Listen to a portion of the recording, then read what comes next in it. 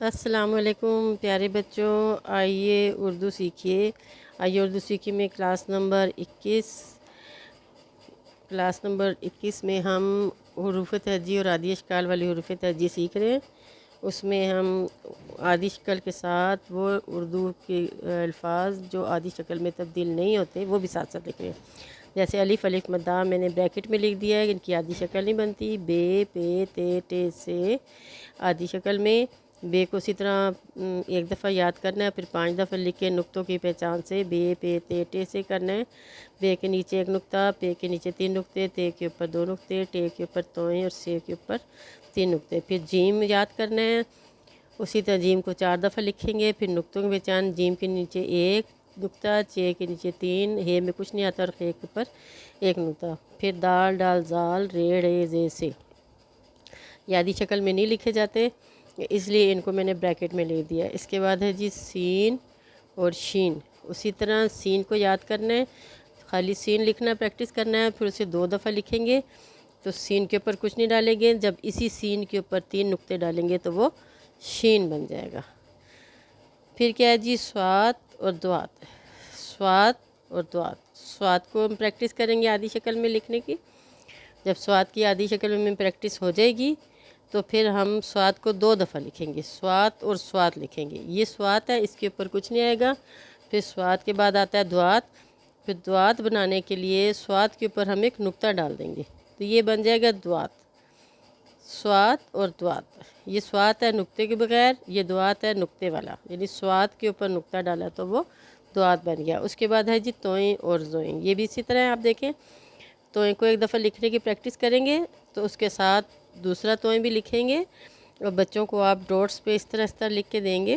بچے اس کو جب ٹریس کریں گے، ایک ہی لفظ کو بار بار لکھیں گے تو انہیں اس کی پہچان ہو جائے گی اور لکھنے کی پریکٹس ہو جائے گی۔ اب یہ توئیں اور زوئیں ہیں، توئیں کی پریکٹس جب ہو گئی تو اس کے ساتھ دوسرا توئیں بھی لکھ دیں گے، پھر بچے کو بتائیں گے یہ توئیں ہیں، اس کو زوئیں بنانے کے لیے اس کے اوپر ہم نقطہ ڈال دیں گے، تو یہ کیا ہو گیا توئیں زوئیں۔ یہ ہمارا سبق ہو گیا، اور اگلا سبق ہمارا آج کا کیا ہے، عین اور غین۔ یہ عین ہے، اس کی عادی شکل میں ہم آپ کو لکھنا سکھائیں گے، یہ عین غین۔ اب یہ دیکھیں یہ عین اور غین ایک شکل میں ہے، یہ بھی عین ہے یہ بھی عین ہے، ٹھیک ہے۔ بچوں کو یہ بتانا، دیکھیں یہ بھی عین ہے یہ بھی عین ہے، یہ عین ہے، اور اس کو غین بنانے کے لیے صرف ہمیں ایک نقطے کی ایک ڈاٹ کی ضرورت ہے، تو یہ عین اور غین ہو گیا۔ اسی طرح اس کی عادی شکل ہوگی عین، ٹھیک ہے، یہ اسی طرح عادی شکل عین اور یہ بھی عین، ٹھیک ہے۔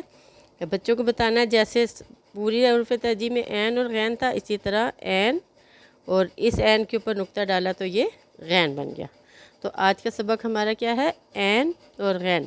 ہم نے مین چیز بچوں کو لفظ لکھنا سکھانے ہیں اور ان کی پہچان کرانی ہے، تو اس کا آسان طریقہ یہی ہے، آپ جب الف اور الف مدہ کر لیتے ہیں تو پھر بے پے تے ٹے الف الگ الگ جب بچوں کو سکھا رہے ہیں کہ اب بے لکھو، اب پے لکھو، اب تے لکھو، اس کی نسبت آپ بے لکھنا سکھا دیتے ہیں۔